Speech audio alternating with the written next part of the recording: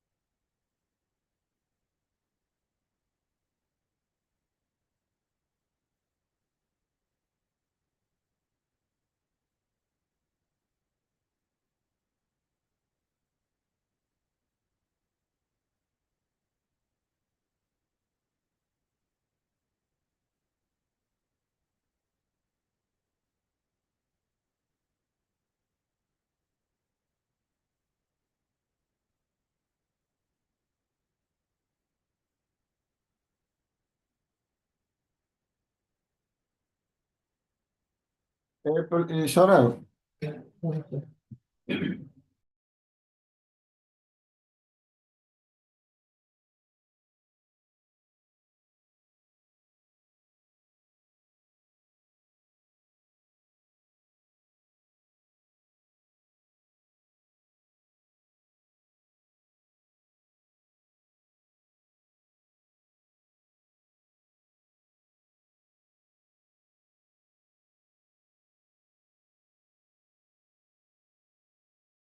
A known value of a liquid. Pipettes with varying capacities are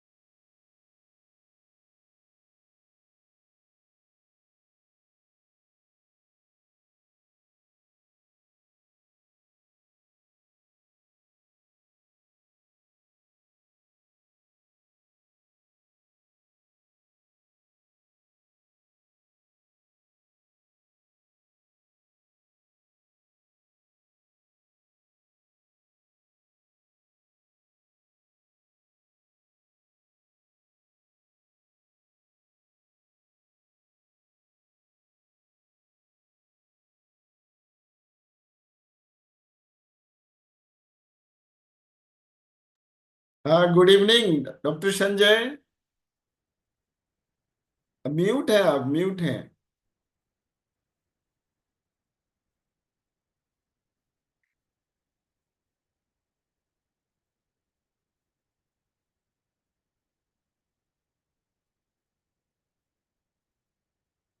Good evening.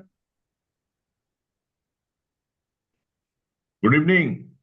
Good evening, good evening. our speaker has not yet joined, he is joining. Okay, sir. Okay, sir. Let him join.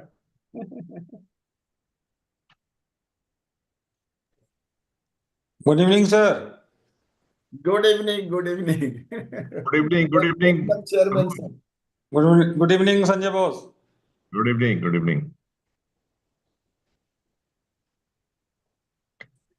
Classes are going nicely. Deependra join कर लिए sir.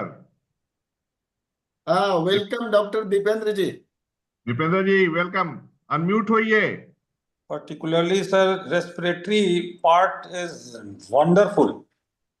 All the respiratory classes are wonderful. I personally joined all these classes.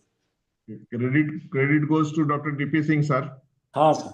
Credit goes to all of us, and especially our students and our fellow colleagues of API. हमको sir जो feedback हो रहा है sir, they are very much pleased to these respiratory classes. So nice. So nice. So nice. So nice. Sir, Deependra join कर लिए हैं sir. Just a few minutes, sir. Few minutes. Just can you hold, sir, 2 minutes? There is some emergency to put the vehicle outside is there. Oh, okay. Okay. Just relax, sir. Just within a minute, we shall start it.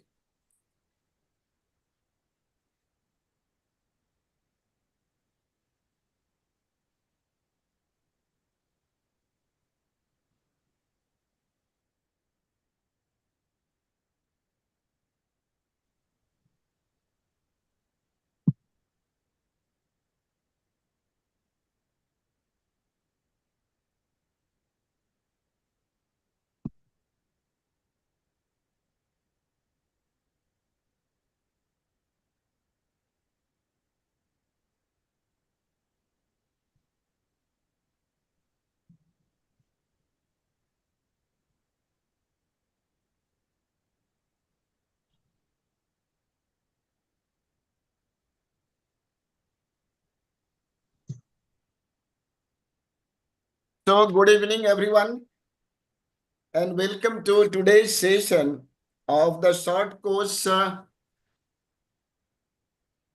certificate course in respiratory medicine. And I hope you are enjoying. It's my pleasure as course director to introduce our distinguished speaker, Dr. Professor Deependra Kumar Rai, Professor and Head of Department of Respiratory Medicine in AIIMS Patna. And as you know that Dr. Rai is a renowned expert in respiratory medicine with a wealth of experience in teaching, in research work, and clinical practice. His expertise in pulmonary function test is unparalleled. And we are fortunate to have him share his knowledge with us today. Dr. Rai is a fellow of Indian Chest Society.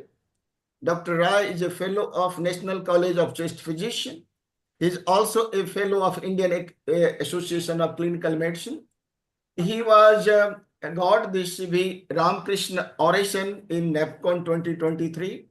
He also received COVID Warrior Award, Best Pulmonologist. Yes, hats off to you. Please give him big hands. Best Pulmonologist Awards by Economic Times. And with his credit, there are more than 120 publications and a lot more. Dr. Rai. Yes, sir. Yes, sir. Yes. Today evening, Dr. Rai will discuss the pulmonary function test, and he will cover the basics of pulmonary function test, including spirometry, lung volumes, diffusion capacity of lung, DLCO, FeNO, etc. And he also discussed the role of FeNO, especially the fractional exhaled nitric oxide, in diagnosis and managing asthma and other respiratory disease. Please join me in welcoming Dr. Professor Deependra Rai, and let us benefit from his experience, expertise in the field of respiratory medicine. Over to my friend, Dr. Deependra Rai. Sir. Thank you so much for your kind words, sir.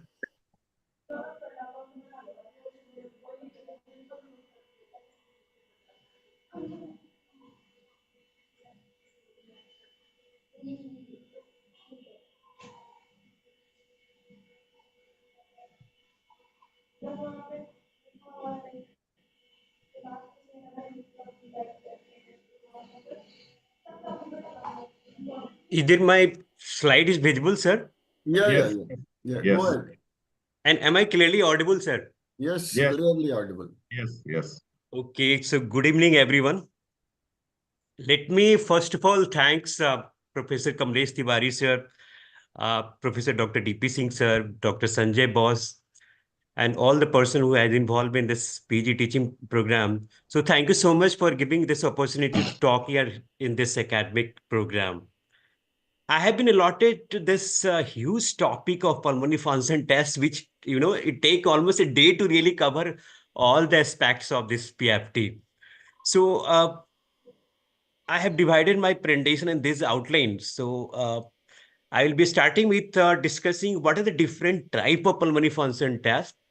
Then I'll be talking on the spirometry, briefly about the oscillometry, lung volume study, DLCO test, and finally, I will give some take-home point.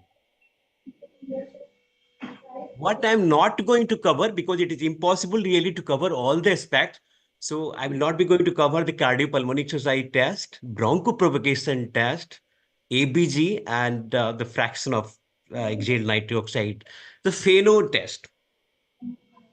So I would say the first thing that PFT doesn't diagnose disease, rather just tell about the functional abnormality. So it tell about the respiratory functional abnormality, it doesn't diagnose the disease, although it tell about the severity of disease by just looking on like using the FEV1 percentage predicted, you can say mild asthma, moderate severe asthma, like that. And it also help in assessing response to treatment. So let us see what are the different type of pulmonary function tests. And before going to different type, let us understand some physiological aspect which might be important for PGS. So what is respiration basically? So there are 5 steps of respiration. The first step is that there is exchange of gases from the atmosphere to the airway. So this is the first step. The second step is that exchange of gases between alveoli to pulmonary capillary. This is the second step.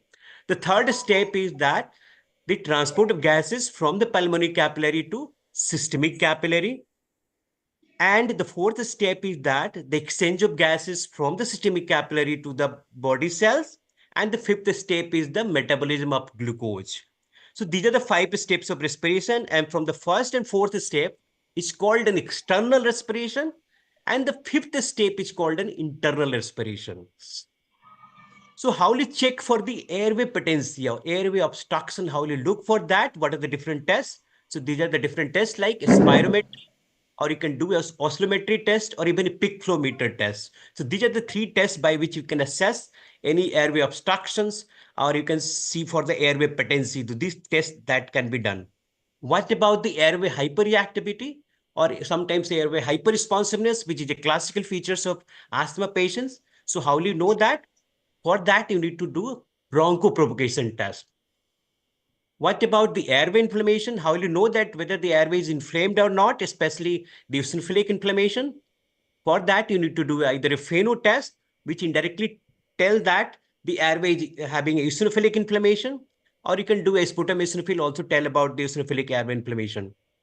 And if you want to study the lung volume, then you need to do a test like a body plethysmography, which is also called a lung volume study. There are several test method to assess the lung volume, which I'll be covering in detail. And the other test like how you assess the exchange of gases from the alveoli to the pulmonary capillary, that is called a diffusion. So diffusion study, it is a DLCO. There is newer test also called a DLNO, in which we are using the nitric oxide for the study of the diffusion. And the pulse oximeter in ABG also tell about this exchange of gases from alveoli to pulmonary capillary. And if you want to assess both heart and lungs simultaneously, the test like cardiopulmonary exercise test and 6-minute walk test. So all these are the types of the pulmonary function tests. Remember, PFT and spirometry are not the same. I used to see in the prescription that people write PFT for the spirometry. PFT is including a battery of tests, and one of the tests is spirometry. So don't write the spirometry. If you're asking for spirometry, write the spirometry, not PFT. And this is the in our setup. So above one, this is one is the body box. This is the force oscillometry. This is the gas diffusion study to study the DLCO, and these are the cylinder that is used for the DLCO.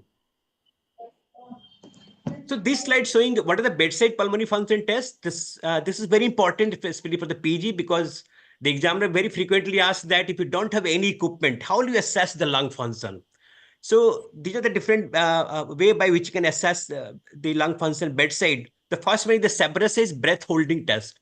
So you're just asking that how long you can hold the breath. We all are doing.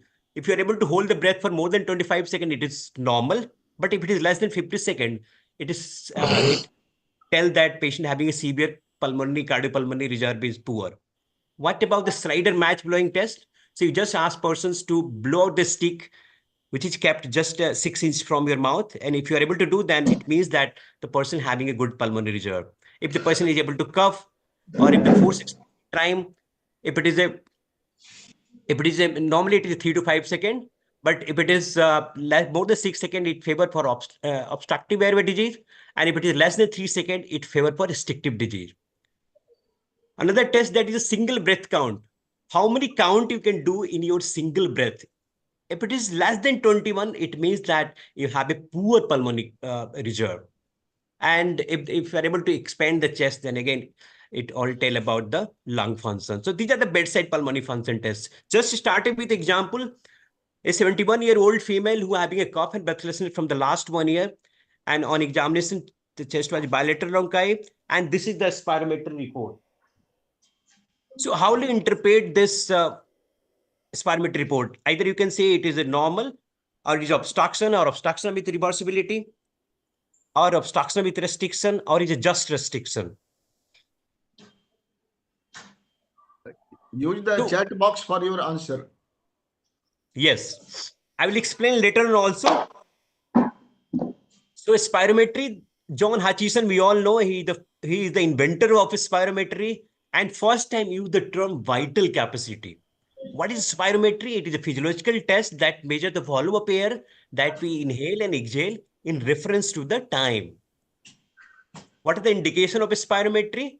So it is assessment of the respiratory symptoms, monitoring the treatment response, preoperative risk assessment, quite frequently referred from the PAC people to assess, to give the pulmonary fitness, and the occupational health hazard, like the person who is working, the coal worker. in which they need to having a regular follow-up, a regular spirometry to detect the occupational lung disease as early as possible. What are the different contraindications? So any person having active hemoptysis, you can't send the patient for spirometry because spirometry required a forceful maneuver that may worsen the condition. And the condition like pneumothorax or patient having a recent any cardiac event like MI or a simple angina or aneurysm anywhere, either cerebral, thoracic, abdominal, don't send the patient for spirometry because there may be a chance for rupture. Or a patient having any recent abdominal surgery or eye surgery, that is also a contraindication for spirometry. And if the patient having a syncope following the FBC maneuver after the first maneuver, don't attempt for the second. So these are the contraindication of a spirometry. There are some activity you need to avoid it before subjecting the patient for PFT, like patients should not smoke within an hour of test, patients should not do exercise within an hour of test, and patients should be also asked that you should not wear any cloth which is very tight so that you are not able to expand your chest while blowing the air or while performing the FBC maneuver. So this is the ATS ARS recommendation. Also, it is said that the bronchodilator, some drugs like a bronchodilator, you need to hold before testing, and these are the duration. Like for the short-acting beta agonist, you need to hold the breath, the drugs for 4 to 6 hours. For the LABA, you need to hold for 24 hours. For ultra LABA, like 36 hours.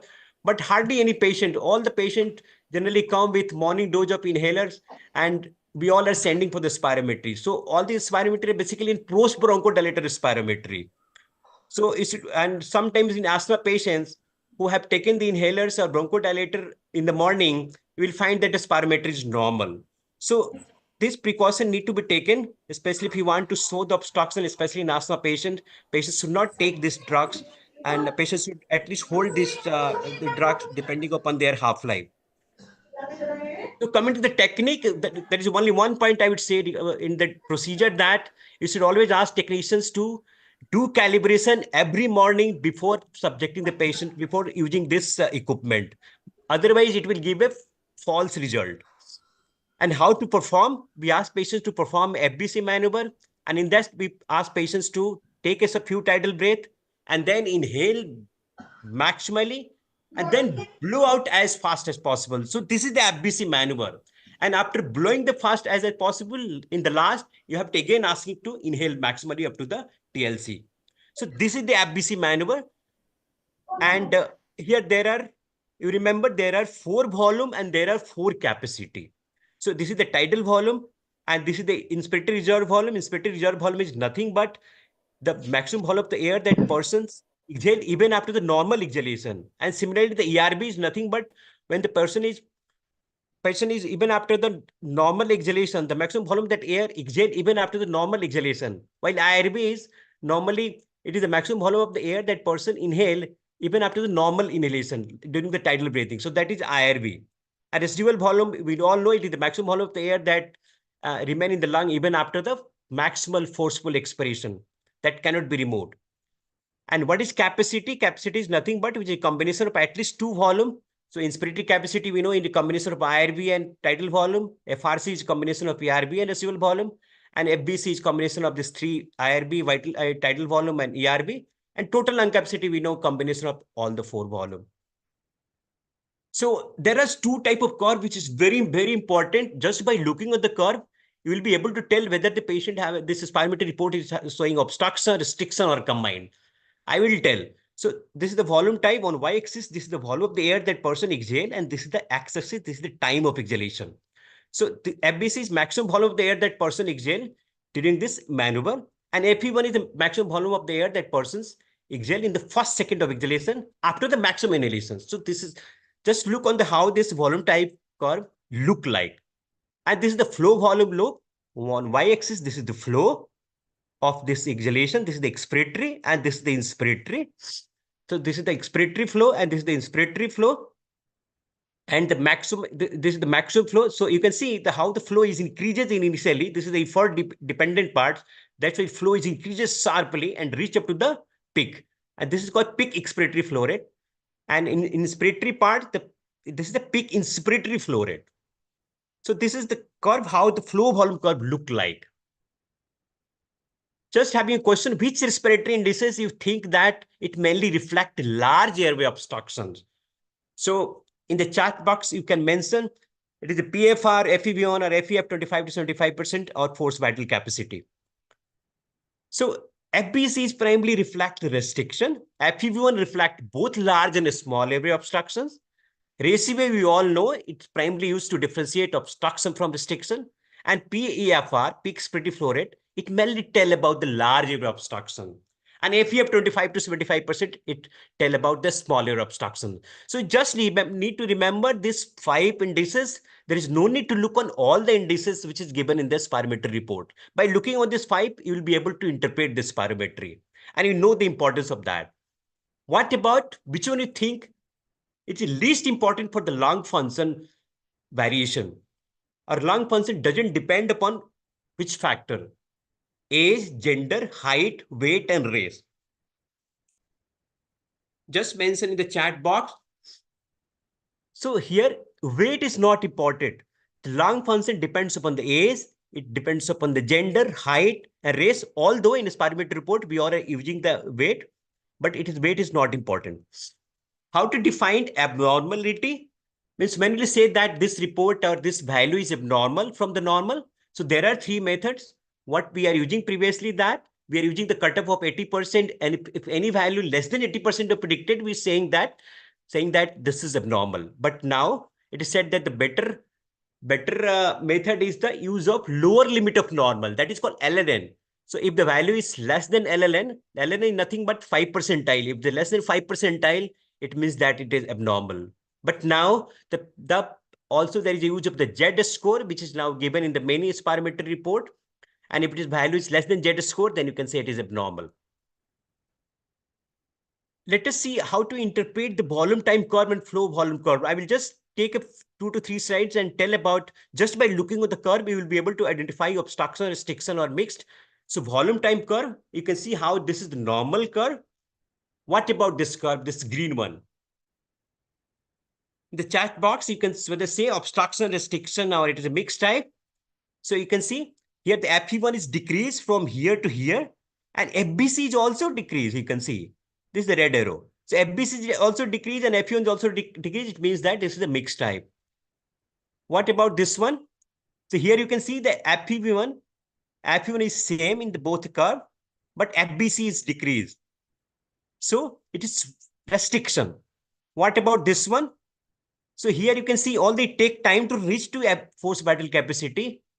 This green one. So FBC is okay. Although it take time 6 to 7 seconds to achieve the FBC, but FEV1 is reduced. So it is showing the obstructive disease, mild to moderate obstruction. And this is this green one, the light green one.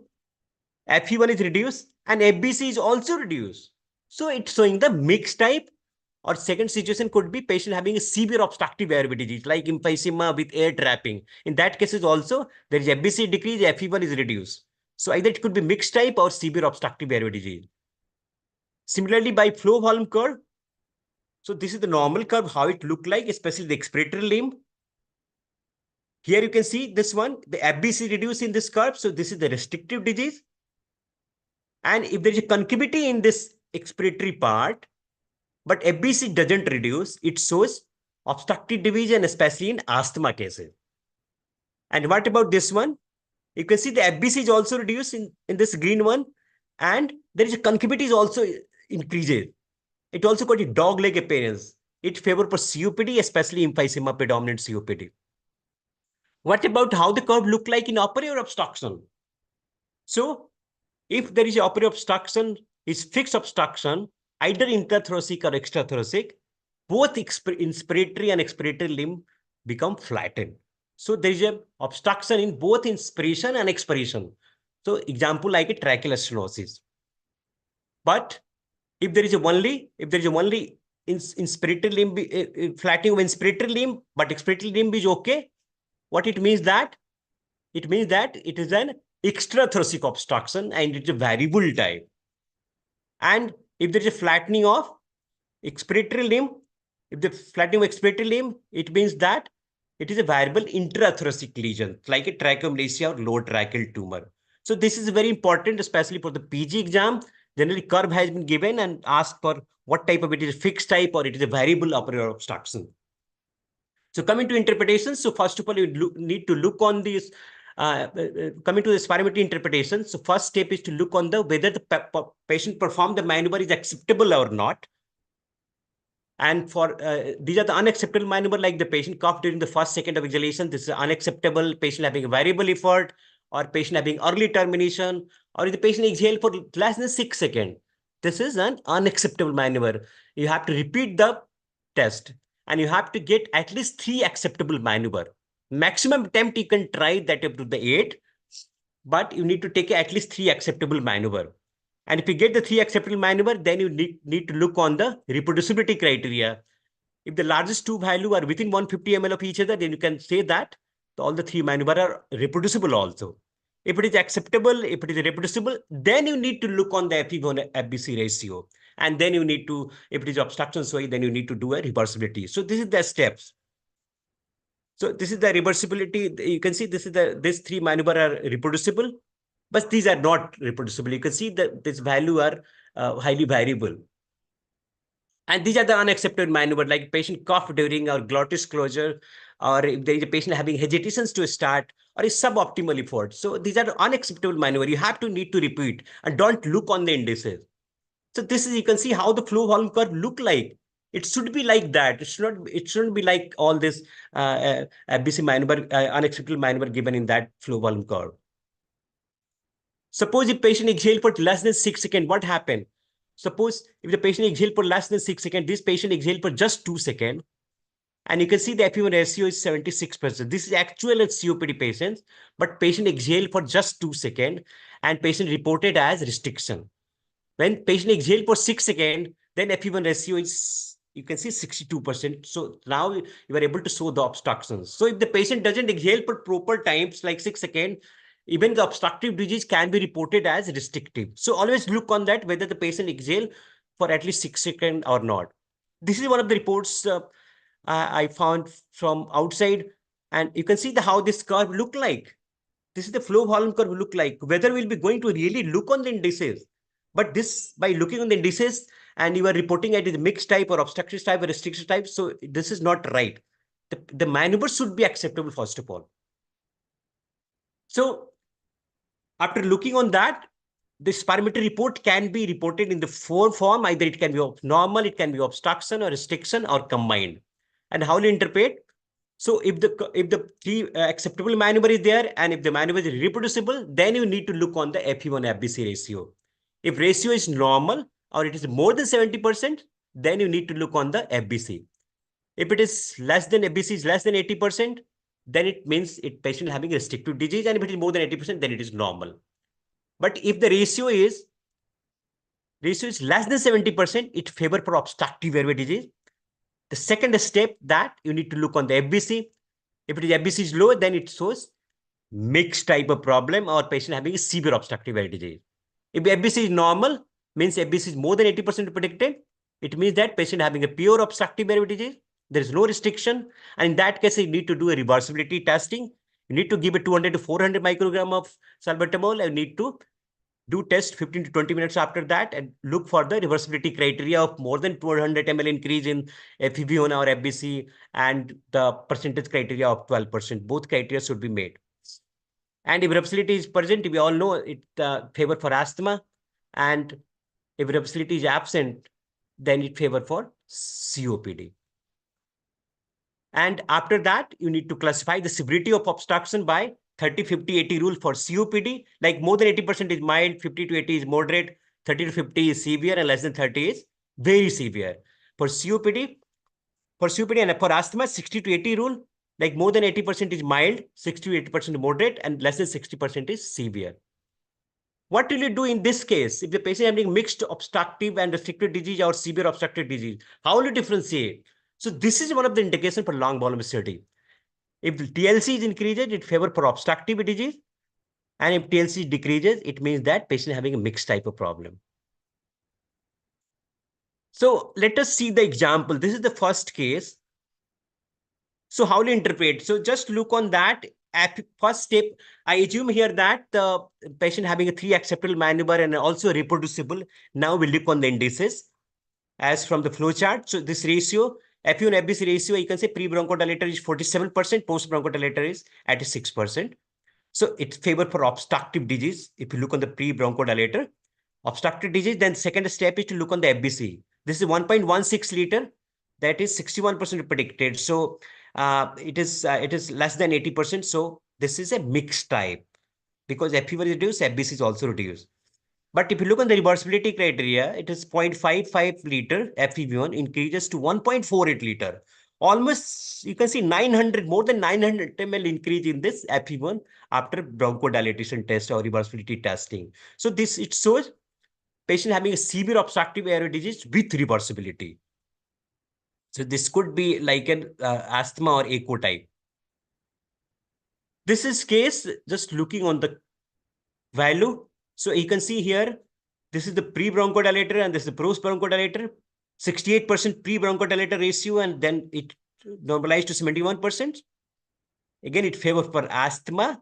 Like in COPD, always post-bronchodilator ratio is less than 70%.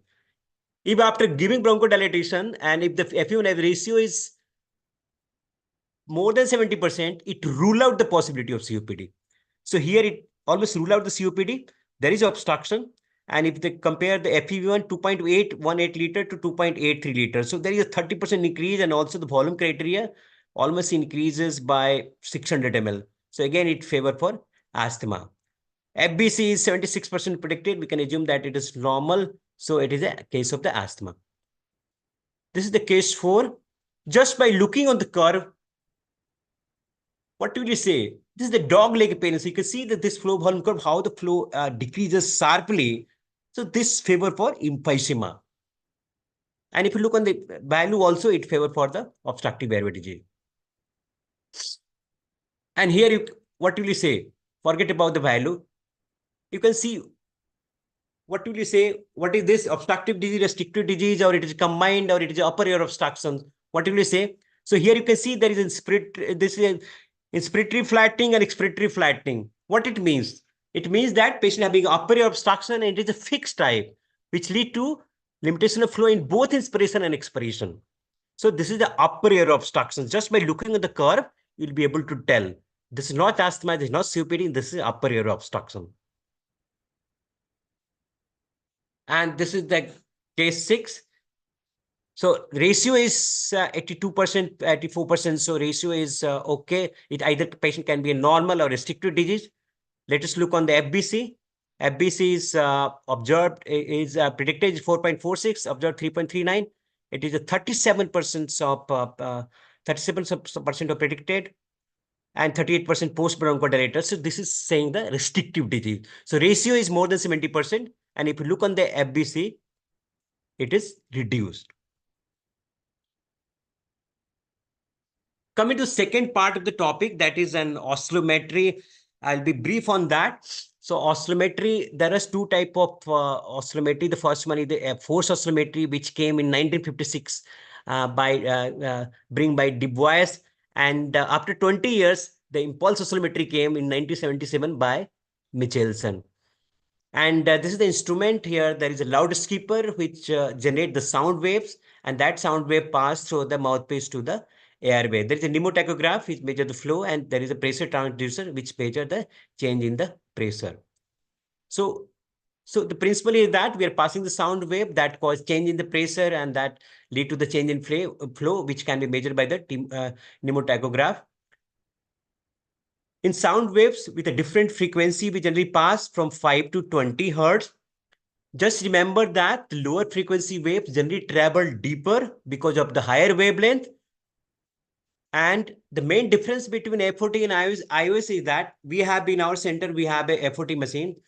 In FOT, we are passing sequentially a sound with a different frequency. But in iOS, we are simultaneously passing sound wave for all the frequencies. So here we are in iOS simultaneously passing all the sound with all the frequency, and FOT we are passing the sequentially from 5 to 20 hertz. So this is the difference. In iOS, the advantage of iOS is that it reduces the time of test and also provide a higher signal to noise ratio. There are many terms which are really difficult to really understand.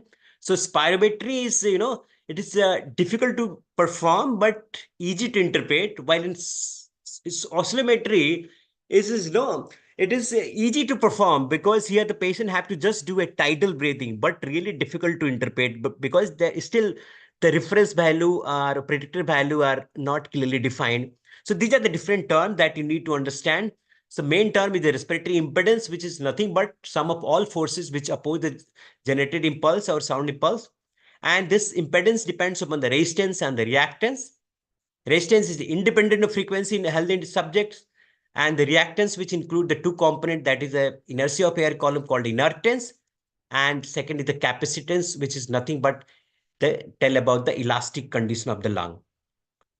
So I told that sound wave with a lower frequency like R5, so resistant at the 5 Hz, sound with lower frequency pass distally, reach up to the small airway and alveoli, but the sound wave frequency with the 20 Hz, it reach up to only up to the large airway. It doesn't reach up the small airway. So R20 reflect the large airway obstruction, where R5 represent the obstruction or resistant at the whole airway, both large and small airway. If you want to calculate what about the resistance of a small airway, then you need to see the difference between the R5 minus R20. So R20 for large airway, R5 for both large and small airway, and R5 minus R20 for the small airway obstruction, or to measure the resistance. Because resistance is frequency independent, you can see here. And you can see that in the large airway obstruction, this is the dotted line showing the large airway obstructions. So here, both at R5 and R20, the resistance is increased in the large airway obstruction, because both the sound wave passes through the large airway. But in a small airway, only the R5 reach to the small airway. So at resistant at the R5 only increases, but resistant at the R20, you can see here it is normal. This is the second part. This is the right side curve showing this area of reactance, or the frequency of resonance. Frequency of resonance is nothing but it is the frequency at which inertance and capacitance both are equal and opposite. It basically, the reactance basically tell about the elastic property of the lung. So it tell about the restrictive disease. It mainly, increases in restrictive lung disease or a small airway obstruction. It is normal in the large airway obstructions. So that things you need to remember just. And when you say it is abnormal, so R5 resistance, if it is more than 40% predicted, then you can say it is. So here it is not decrease. It is, if it is more than 40% increase in this R5, then you can say it is an abnormal. And to see bronchodilator response in this oscillometry test, you need to see that if after giving the bronchodilator, if there is a decrease in R5 by more than 40%, or increase in XRS, the reactance of respiratory system by 50%, or a decrease in area of this reactance by 80%, then you can say the bronchodilator response is positive. So decrease in resistance, increase in reactance of XRS, means reactance of respiratory system, or decrease in the area of reactance by 80%. So this is the criteria for bronchodilator response. We see the criteria for bronchodilator response in spirometry, like more than 200 ml increase in either FeO and FBC, and percentage by criteria by 12%. But this is the criteria for the oscillometry. And this is the table showing what happened to different indices in different diseases. So central obstruction, you can see only there is an increase in the R5 and R20. Reactance component is normal. But in peripheral, you can see the increase in R5, R20 is normal, and R5, R20 definitely increases, and the reactance is also increases. Similarly, in restricted disease, I've told it's mainly affected the reactance, so you can see increase in the reactance, or the X5 reactance at 5 Hz is becoming more reactive. But the resistant R5, R20, R5 minus 20, this is normal in restricted lung disease. So this oscillometry is helpful in diagnosing both obstructive and restrictive lung disease, but primarily used for the obstructive airway disease. The difference between spirometry and oscillometry: spirometry, you need to perform a forceful maneuver, and that lead to contraindications for the many conditions. especially children or elderly individual or pregnant lady or those patients who are not able to perform the FBC maneuver, in that case, spirometry you can't do. But oscillometry, because it requires just a tidal breathing, so you can do in all such cases. That is the biggest advantage of that, and this is the beauty of oscillometry. Here, the measurements like R5 resistance or reactance we are measuring, it is slightly costly, and as I told that it is easy to perform but difficult to interpret. So this is the difference between spirometry and oscillometry. So this is the radiology. This is the one case. You can see just by looking on that. Let us look on the directly on the spirometric value and the lung volume study value and the DLCO. And here you can see the ratio is 76%. It means that it is either normal or restrictive disease. If you look at the FBC, it is 65%. Again, it favors for restrictive disease, but FE1 is also reduced to 31%. DLCO is reduced to 49%, and TLC increases to 144%. If TLC increases, it means that this patient having a severe obstructive airway disease, especially emphysema, because DLCO is also reduced in this case. So let us understand the just by look on this flow volume curve. Let us look on the few slides about the lung volume study. Spirometry, the spirometry cannot measure, I earlier told that cannot measure the residual volume. So it cannot measure the FRC, it cannot measure the TLC. So this one volume and two capacity cannot be measured by spirometry. For that, you need to do a lung volume study. And there are 5 methods by which you can know the lung volume. The gas dilution method. In our setup, we having a helium dilution method, multiple breath out, wash out method, body plethysmography. We have a body box also. And by the CT scan, by the X-ray, you have an idea that whether there is a hyperinflation or not, and the lung volume increases or not. So its prime indication is that, especially for the restrictive lung disease or ILD, and when there is a mixed type of problem, if you are getting obstruction plus restriction both, then you need to do a lung volume study. Because that can be due to the severe obstructive airway disease, or it can be due to obstruction plus restriction. And it has also prognostic value, and it is also used for the therapeutic response. So these are the indication for performing this lung volume study. Here the value less than of 80%, it is like not only abnormal. If the value is more than 120%, it is also abnormal. So lower and higher both are abnormal in compared to spirometry.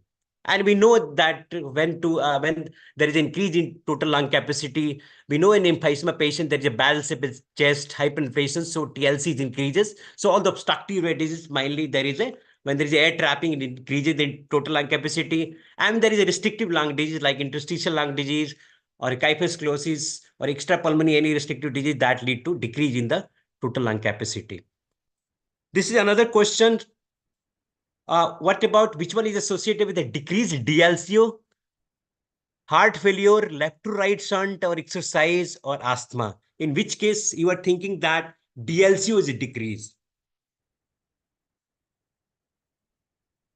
So DLCO is very important test which assess how effective the transfer of gases from the alveoli to pulmonary capillary. It checks the efficiency of alveolar capillary membrane. But remember, DLCO term now has been withdrawn, and now the term is transfer factor. The transfer factor is the better terminology than the DLCO. And to understand it's what are the different conditions that associated with increase or decrease in DLCO, you need to understand the Fick's equation. Fick's equation is, so diffusion of the gases depends upon the diffusion coefficient, directly proportional to the diffusion coefficient, area, and the pressure gradient and hemoglobin level, but inversely proportional to the thickness of alveolar capillary membrane. So if the thickness increases, like in condition of ILD, DLCO decreases or diffusion decreases. But if hemoglobin is increases, DLCO increases. If the pressure gradient increases, like in condition of exercise, the DLCO increases. And if the area is increase or decrease in condition like emphysema, then DLCO is decreases. Another DLCO, to understand DLCO, it is directly proportional to membrane coefficient, like we determined by the thickness of membrane. And second is the pulmonary capillary volume, the rate constant, and VC is pulmonary capillary blood volume. Remember, any conditions that lead to increased pulmonary capillary blood volume, that increase the DLCO. Just giving the example, Like during the exercise, the pulmonary capillary blood volume increases, DLCO increase.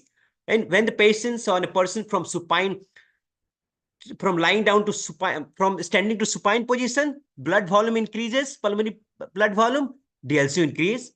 During the Muller maneuver, when there is a left to right shunt also, there is increase in pulmonary capillary blood volume, the DLCO increases.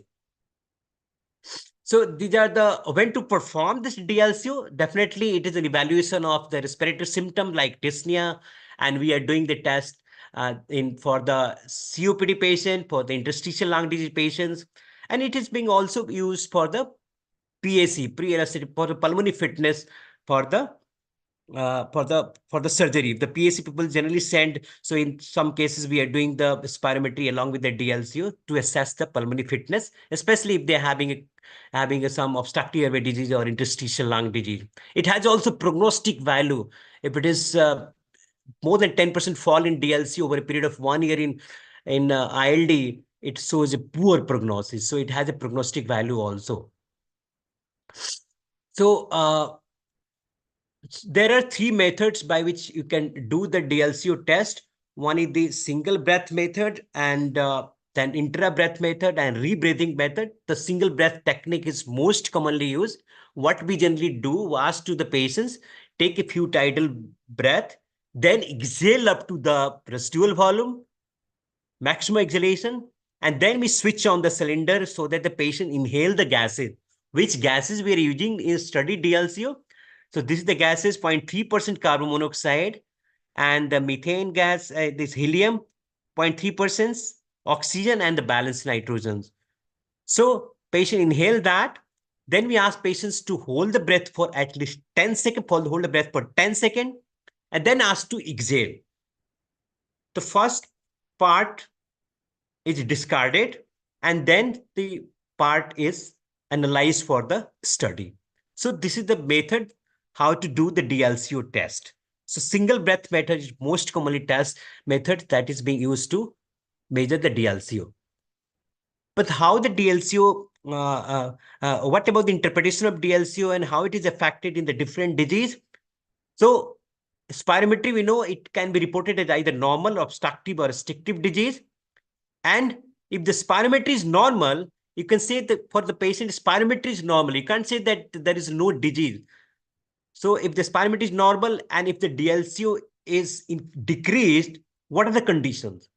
So DLCO decrease in pulmonary vascular disease, like pulmonary hypertension, or even the early ILD, in which you may find the spirometry is normal, or even in emphysema, sometimes you can find the spirometry is normal, and anemia. If hemoglobin is fall, like it is, DLCO decreases. And when the DLCO increase in condition like alveolar hemorrhage, which is associated with either SLE or any vasculitis like GPA, in which DLCO is increases. Also the polycythemia, if hemoglobin increases, like in condition like polycythemia, the DLCO is increased. So which one condition mentioned below with increased DLCO? So emphysema, it is decreases. Asthma, it is increases. Cystic fibrosis, again, it is decreases. So let us see. If the spirometry shows obstructive airway disease, and if you perform the DLCO, and if DLCO is normal, then which condition? This is a chronic bronchitis. If it is increased, it is in asthma. If it is decreased, then it is emphysema or cystic fibrosis. So if spirometry is showing obstruction, then these are the conditions. When we say it is an increased DLCO, it is, we know decreases, we know the 80% cutoff for many things. But what about increase? TLC, for TLC, we are using the cutoff of 120% for increase. What about for DLCO? Sometimes DLCO increase. So it is more than 80% or more than 120, 140% or 70%. And this is the normal value is 76 to 140%. If it is more than 140%, then only we can say DLCO is increases. And if it is less than 75%, then you can say DLCO is decreases. There are some correction factor you need to know, especially the alveolar volume, which is said as represented as VA, and hemoglobin. We always put, the hemoglobin level in the during the DLCO testing, you have to, there is a column you need to mention that hemoglobin level. Only after that, it corrected DLCO value come. But sometimes this alveolar volume correction is also required, especially it's like patient with a pneumonectomy. If patient having pneumonectomy, the alveolar volume is decreases, and that lead to the decrease in DLCO. So there may not be any primary lung disease, but just because of the alveolar volume is reduced, so DLCO is decreases. And this is the ratio KCO is, which is the DLCO divided by the alveolar volume. That is corrected for the DLCO called the KCO. And DLCO is KCO multiplied by the alveolar volume. So any condition which lead to decrease in the alveolar volume also lead to the decrease in DLCO. So these are the conditions you can see where the alveolar volume is reduced, like incomplete lung expansion. If someone is performed lung expansion poorly, person doesn't inhale properly or inhale poorly, this alveolar volume is reduced, and even in that conditions, the DLCO is reduced. And like pneumonectomy, I've already mentioned that VA is reduced, that the cause for the reduced DLCO. And emphysema and the alveolar volume is either normal to decrease, the KCO is decreased and DLCO is decreased. And pulmonary vascular disease, because of the KCO is decreased, so DLCO is decreased. And the alveolar hemorrhage, that associated with the increase in the DLCO. So you can see this is the report. So FE1 FBC ratio here, you can see this is an predicted, this is observed 82%. It means that person is either normal or restrictive disease. Then you need to look on the FBC, 1.57 liter in compared to 4.46. So 35% predicted. FBC is severely reduced, but FE1 is also reduced from 1.28 in compared to 3.38 predicted. So 38%. So FE1 is also reduced severely, FBC is also reduced, and ratio is more than 70. It means having restrictive disease. And TLC, you can see the TLC reduced to 42%. So TLC reduced 42% and DLC is reduced to 16%. To what it's showing? So TLC reduced means the restrictive disease, and FBC is also reduced, but at the same time FE1 is also reduced, and this DLC is also reduced. So it cannot be emphysema. In emphysema condition, TLC is increased. So it is an restrictive lung disease or interstitial lung disease, or interstitial lung disease with obstructive disease, mixed type. This is the case 2. Just by looking at the curve, I think anyone can tell what it could be. So there is a sharp drop in the flow, dog-leg appearance. So look on that, ratio is 76%.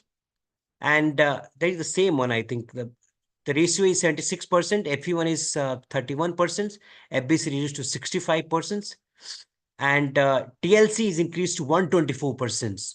So TLC is increases. So again, it means that patient having a severe obstructive airway disease. And DLCO is decreased 49%. So one in conditions obstructive disease associated with decreased DLCO, it is not asthma, because in asthma, there is an increase in DLCO. So it is an emphysema. So this is the last slide. Sorry, I was in a hurry to cover various aspects. I don't know. It is really take time to really explain all the things, because every slide you need take 3 to 4 minutes to really explain the things. So PFT and spirometry is not the same. Spirometry is easy, but really difficult to get the quality report. You need to always look on the acceptability of the maneuver and look for the reproducibility. Never ever look on the value of FE1, FBC or ratio. Always look for acceptability. Before that, always look on the graph for accountability of the maneuver. Effort is easy to perform. I was telling that, but difficult to really interpret. Lung volume studies performed when there is a mixed type of disorder, like you were thinking of obstruction, also restrictive disease, and the suspicion of air trapping, especially the emphysema cases. DLC, we know it has both diagnostic and prognostic value, and it is also be used for the therapeutic response also. So I haven't covered the pheno part, but pheno is nothing. It just tell about the eosinophilic airway inflammation. It's very easy to do, and it is affected by so many factors like smoking, and so it is being used primarily to assess the inhaled corticosteroid responsiveness. If patient is compliant to ICS, it is said that FNO should be decreased. So like that. So it primarily tells the eosinophilic airway inflammation. And bronchopropagation test generally performed to assess the airway high responsiveness. When you are suspecting for the asthma patient and spirometry is normal, then you can perform the bronchopropagation test and you can show how much there is a decrease in FEV1 or worsening of the symptom after giving the some bronchoconstrictor agent like histamine or methacholine. And that will tell about the airway hyperresponsiveness. So this is all about from my side. Thank you so much for your listening. And if you have any query or question, then we'll try to answer.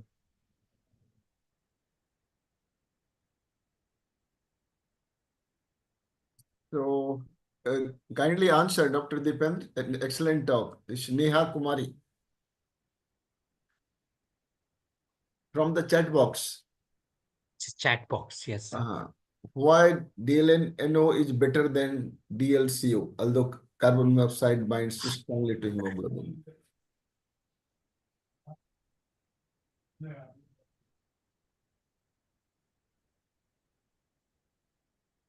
What were the questions here?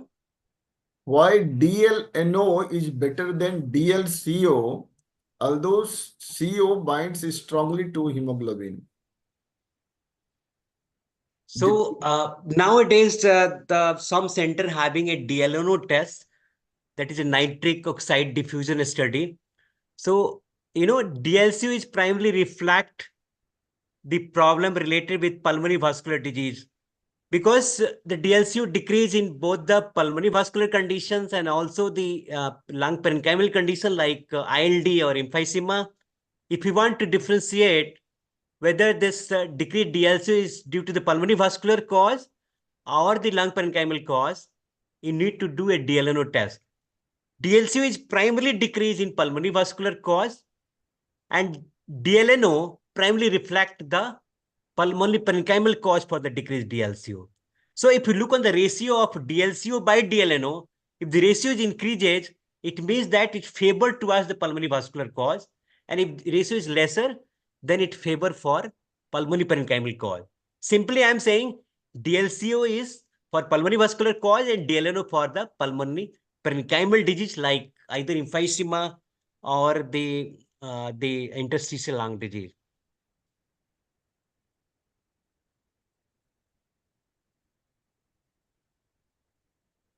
Any more question? Or any questions that Dr. Deependra said I was in hurry? Anything which was not explained properly? He is very much ready to answer. Yes, can PFT differentiate different types of pulmonary fibrosis? Again, Neha Kumari. She frequently asks questions. She is a very good student or PG, I think. So pulmonary fibrosis is, pulmonary fibrosis, you will get the restrictive type of spirometry. And generally DLCO decreases. And if you do lung volume study, the TLC decreases. Whether it can differentiate a different type of pulmonary fibrosis. Pulmonary fibrosis, there are several disease of spectrum of ILD, more than 200 conditions. Just by doing that, you cannot differentiate. In some pulmonary fibrosis, there is a mixed type of problem. Like in sarcoidosis, there is obstruction plus restriction. But in condition like an IPF, where there is only restriction, there is no obstruction. Or there is a condition like combined pulmonary fibrosis and emphysema, CPFE, again, where you can get the obstruction plus restriction. But just by doing the test, it is really difficult to differentiate. But by doing the DLCO test, you will be able to know that whether it is a pulmonary vascular pathology or pulmonary fibrosis pathology, so that you can differentiate.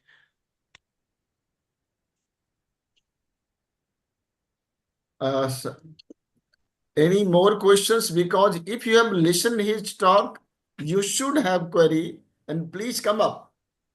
Otherwise, So Neha also asked, can PFT be used to detect early stage lung cancer? I don't think any data regarding that. There is a low dose CT scan that is being performed to detect the lung cancer in early stages. But because the lung cancer started with a very smaller lesion, and that can be detected by the low dose CT scan, by the imaging. Lung function impairment required a large part of the involvement, so I don't think that will help in the early detection for the lung cancer. In the early detection of interstitial lung disease, that can be through the lung function study, but the lung cancer, I don't think it has any role. so, okay. Second year PG Muzaffarpur. Okay. Dr. Neha. Thank you. I would I will request Dr. Sanjay Kumar to close with the comments that next this Wednesday we shall have interpretation of HRCT chest by Amita Nene, Mumbai, next Wednesday. Over to Dr. Sanjay Kumar for his closing remarks. Thank you, Dr. Deependra, for very nice lecture on pulmonary function test. Yeah, you have rightly said that pulmonary function test is basically an umbrella term which encompasses a lot of tests that check the respiratory system. So it is writing a spirometry as the PFT is not correct. If we wish to do the spirometry, we should write a spirometry only, because there are other tests. So, and you have very nicely told that the machine should be a good one. It should be calibrated properly, because if it is not being calibrated, it may give the false data. Number two. Number three, just I want to ask you, okay, bronchoprovocation test is not being routinely done, and we don't have the facility to give the bronchoprovocation materials. Agents, yes. Yeah. Arun हम एक minute में phone करते हैं. But just I want to share your idea. Sometimes what happens, we do the spirometry and we get entirely normal curve and normal data. But the history is very much suggestive that patient may have the hyperactive airways, or the patient may have mild asthma. And in that case, we do the post bronchodilator test as well. And in that cases, sometimes we get the FEV1 rises more than 200 ml and 12%. So can this data be interpreted as a surrogate marker of bronchoprovocation? We may say that the patient may have the hyperactive airway by just seeing this data. The patient have normal data, normal free, but after post bronchodilation, there is a marked increase in the FEV1. Yes, sir. Yes, sir. So asthma is characterized by variability in airflow limitation. Yes. They have used the variability, and this variability on the both side, either there is increase or decrease. So in bronchoprovocation test, there is a decrease in the FEV1 by giving some bronchoconstriction agent or doing the exercise. That can be done. And there is you are saying that there is an increase in FEV1 even if the spirometry is normal. I have also seen many cases where the ratio is more than 70%, but it fulfills the criteria of reversibility. So any patient showing the reversibility, even the patient having a ratio of 75%, it shows the features of airway hyperreactivity or airway hypersuppress. There is no doubt about that. On asthma is disease of remission. Sometimes when patient come or patient take the bronchodilator in the morning, spirometry reports may be showing the normal report because patient have already taken this bronchodilator drug. So even in that cases, you were saying that definitely it also showing the this airway hyperactivity or showing the airway hyperresponsiveness? Just as a surrogate marker. It's not very much scientifically correct, but we may take it as a surrogate marker. So very nice lecture, Deependra. We will like to learn more and more from you in future also. So many thanks, and thanks to Dr. DP Singh sir also for conducting the program, and to our Dean, Dr. Kamlesh Tiwari sir, and our API President, Dr. Jyotirmay Paul sir, and all other the API governing body members for conceiving such a nice idea of continuous teaching to the PGs and the general physicians as well. So many thanks. I would like to congratulate the students also who are taking very active part in these classes. So keep it up, my dear students. So we will learn more and more. Thank you. So we are closing the session in the hope we shall join again next Wednesday. Interpretation of HRCT chest by Dr. Amita Nene. Thank you, sir. Good night. Good night. Good Okay, night. sir. Thank you, sir. Good night. Congratulations, Dr. Deependra. Okay, thank you. Thank you. Extensive, but very good. Excellent. Wonderful. That is Thank you. wonderful. Thank you so much, sir. Thank you.